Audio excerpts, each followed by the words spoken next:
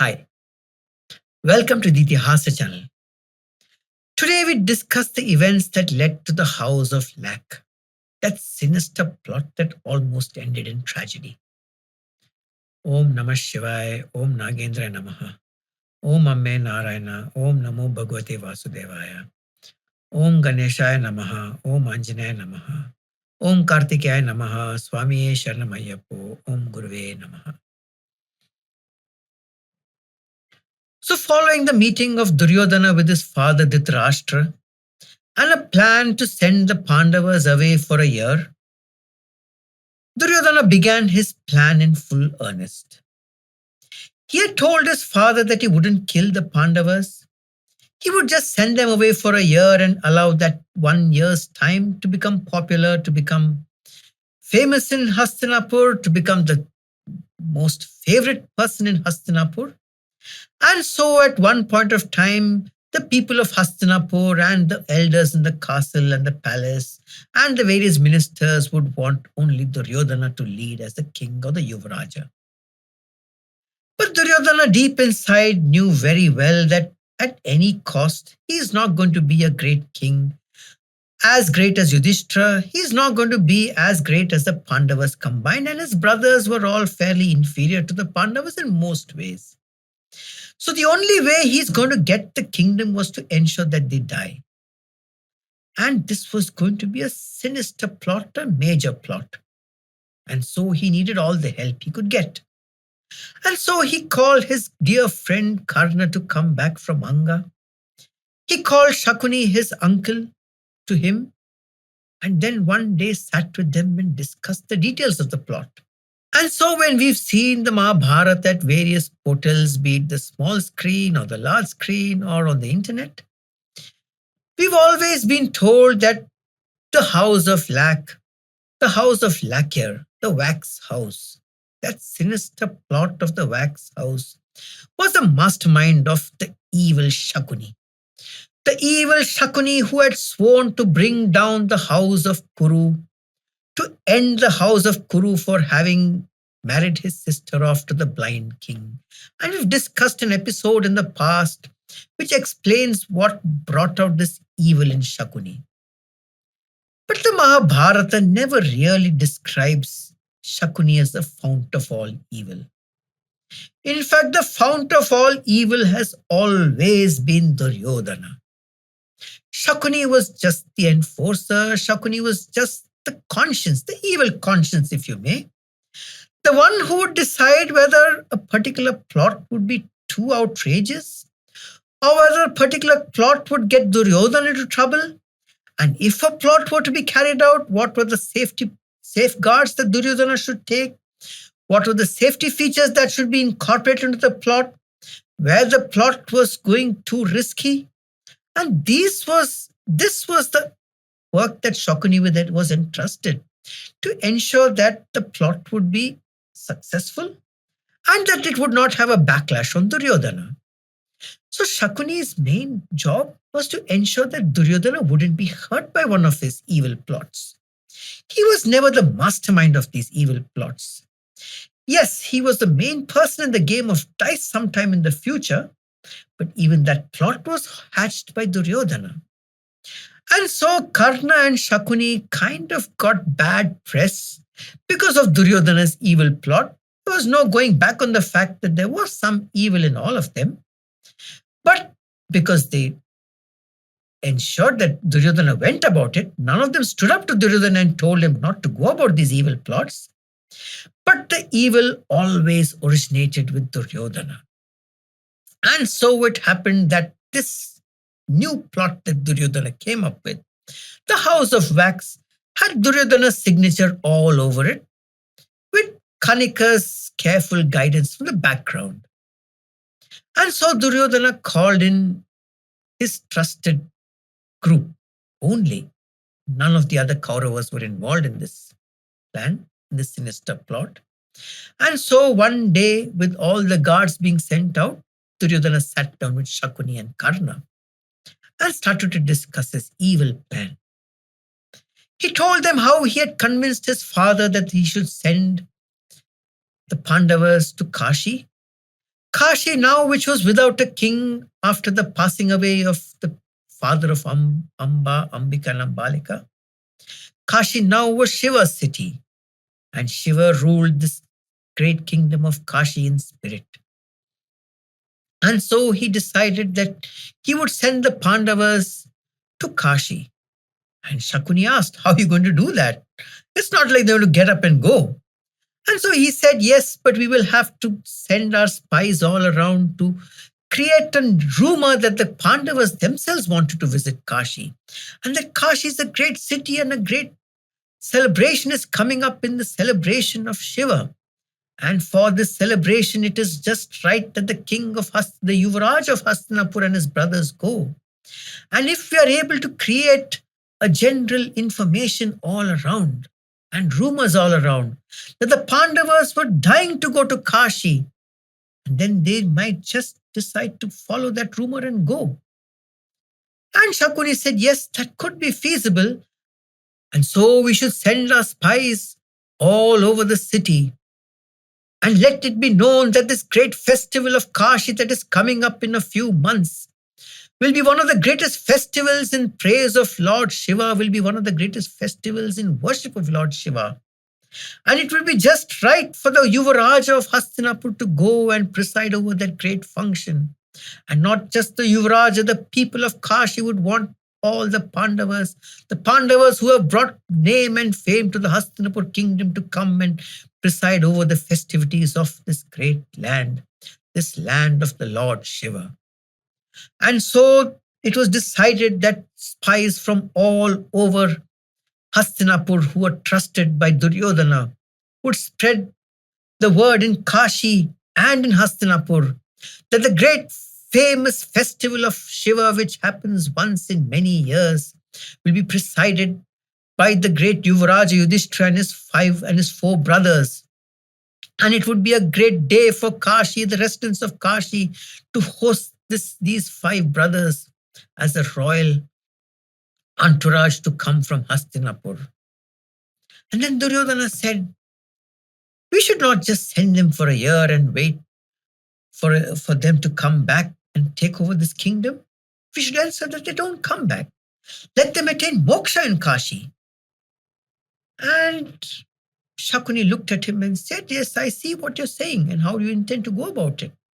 And then Duryodhana said that we should have a great palace built for the great Pandavas, a palace worthy of the great Yuvaraja Yudhishthira and his four brothers, Bhima, Arjuna, Nakula, and Sahadeva. And why? We should also send their mother Kunti on this great pilgrimage. We should ensure that the entire royal household should go. And let's see if we can send Vidura too. And then Shakuni shook his head and said, "No, Vidura is not going to leave your brother's side, his brother's side, your father's side." And so it was decided that just the five brothers and their mother should go to Kashi. And then Duryodhana called a man who was very close to him, an architect, Purochana. Purochana was an evil man, a man who was absolutely corruptible. And Duryodhana had used his services in the past. And Duryodhana knew that for Purochana, money mattered the most. He called Purochana to him in the presence of Shakuni. And he whispered to Purochana, "The Pandavas want to go to Kashi, to the great city of Kashi. And there in the great city of Kashi, they should be hosted as due for the Yuvaraja of Hastinapur. I want you, O Purochana, to build one of the greatest palaces in Kashi to host the great Pandava brothers and their mother. This palace should be a palace of no equal, and it should be as great as a palace in Hastinapur." And Purochana was happy. He said, "Yes, sure." But he couldn't understand what was happening because he knew that Duryodhana wasn't one to give Yudhishthira so much pleasure and luxury. And then with a glint in his eye, Duryodhana looked at him and said, "But this palace should be made of every known combustible material that is available in the land. Ensure that hemp and wax and lacquer are used in profusion to build the walls of this great palace. But ensure that the walls of the palace are painted so that the smell of hemp and wax and lacquer is not felt through in the interiors of the palace. Ensure that the bolts are strong on the outside so when it's locked from the outside, nobody can escape. And ensure that this palace shall be able to be burnt to the ground in an instant. And Purochana smiled back and nodded at his king and said, "Yes, I get what you're saying. I shall build a palace of such greatness that they would love to want to stay there. And they would want to stay there for a whole year, but we shall ensure that before the year is up, they shall be burnt." And then he looked at Purochana and said, "Under no condition should you fail.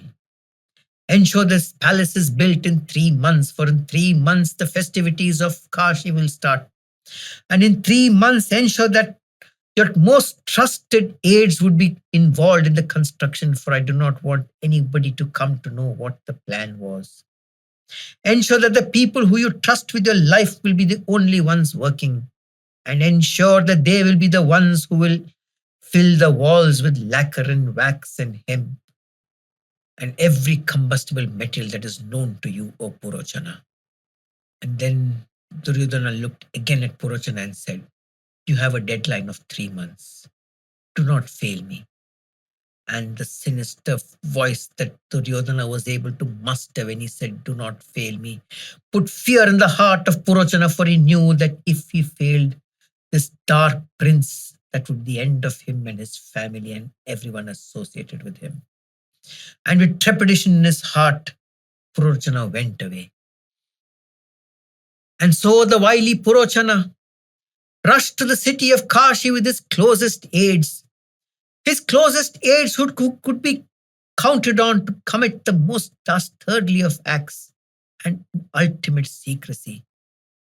He went to Kashi, and on the outskirts of Kashi, in a place called Vanavrata, Purochana identified a large place for a wonderful palace. This place was at the edge of a large, deep forest, a deep forest where people feared to tread for fear of wild animals that roamed through the day and the night. And Purochana knew that this would be an ideal place to set up a palace. For there would be no escape. On one side was this great, deep, deadly forest, and on the front ran a large lake. And this lake could be used as a moat which couldn't be crossed, which would prevent escape of the inhabitants of the palace.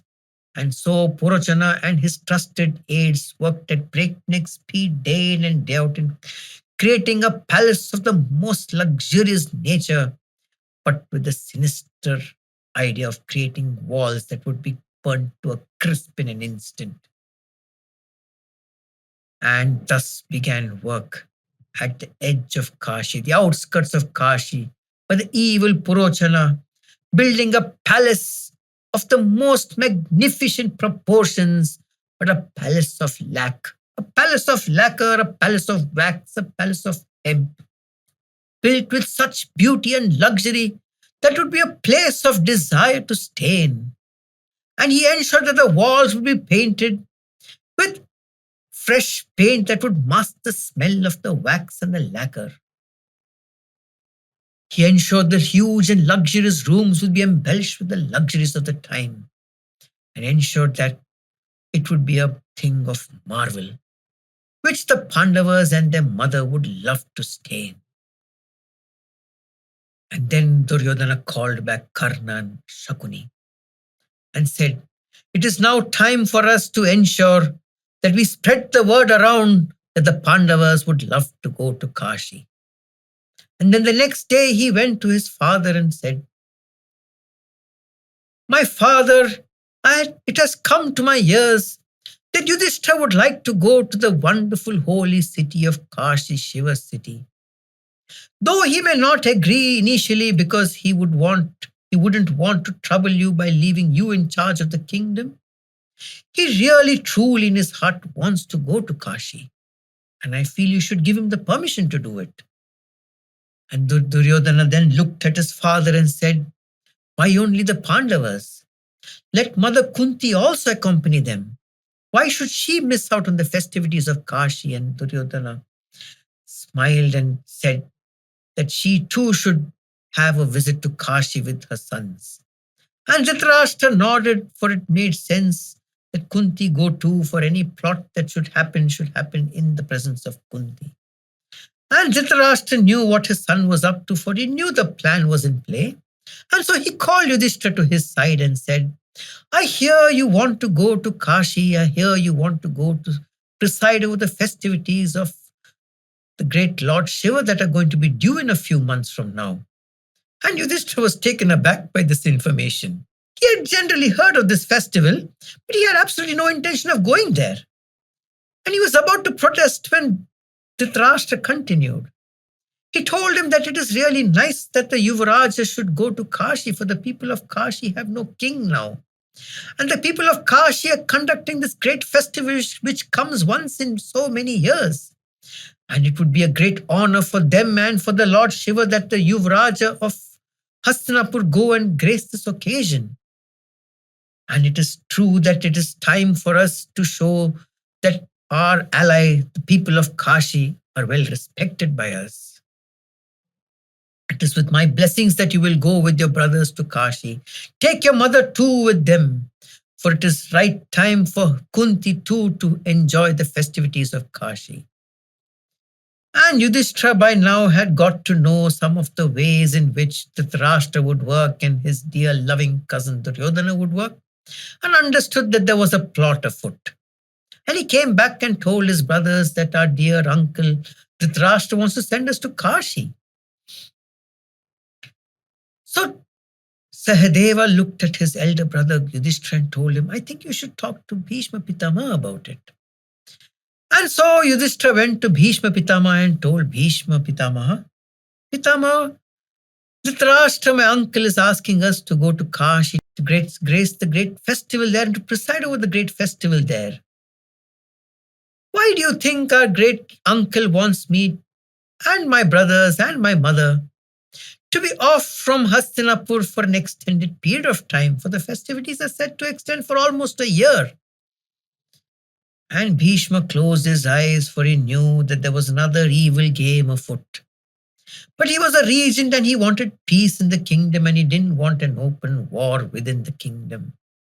He didn't want a rebellion between the two cousins, and he nodded and said, if the king Dhritarashtra has commanded you to go to Kashi, then I feel you must. And Yudhishthira was shocked that Bhishma would say that. And he looked at Bhishma, and Bhishma looked back at him, and a knowing glance passed between the two. And a nod from Bhishma made him understand that Bhishma understood what evil lurked in Kashi, but Bhishma would not open his mouth about it. And Bhishma took Yudhishthira's hand in his, clasped it tight, and said, go to Kashi, keep your senses about you, be careful, be aware of your surroundings, come back safe. May you live a long and healthy life, and blessed him. And touching his Pitama's feet, he went to his uncle Vidura. And he told Vidura, my uncle Dhritarashtra wants to send us to Kashi, me and my brothers, for the festival there. And Vidura smiled at him and said, let me see what I can find out about this new plan of your uncle. And I'm sure it comes from your cousin Duryodhana, but let me see what I can find out.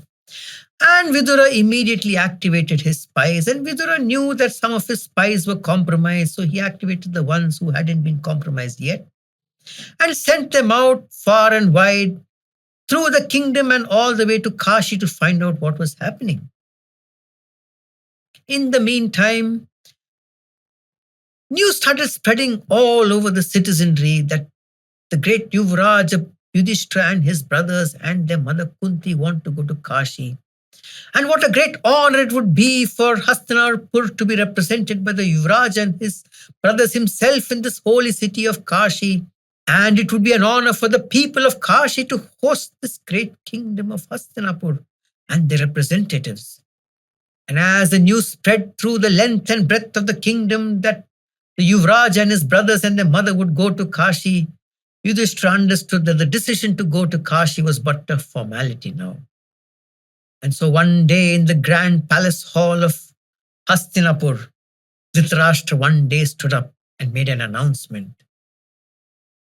My dear brother Pandu's children, the Pandavas, Yudhishthira, Bhimasena the brave, Arjuna the great, Nakula and Sahadeva would like to go with their mother Kunti to the holy city of Kashi. And he has come to me and approached me and told me that he would like to go for the festival and to represent our kingdom there. And it is with a happy heart that I wish to send them as my representative, as the representative of Hastinapur, the holy city of Kashi, to represent Hastinapur in the festivities of the great Lord Shiva. And Yudhishthira stood up and smiled and said, our dear uncle, who's like a father to me, wishes to send us to Kashi, for it is written in everyone's life that at one point of time they have to go to Kashi.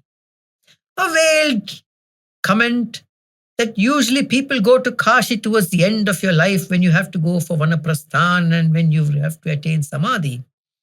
But Yudhishthira couldn't help himself from giving this sideways comment in the courtroom. And so the preparations began. Om Namah Shivaya, Om Nagendraya Namaha, Om Amme Narayana, Om Namo Bhagavate Vasudevaya, Om Anjaneyaya Namaha, Om Ganeshaya Namaha, Om Kartikaya Namaha, Om Guruve Namaha.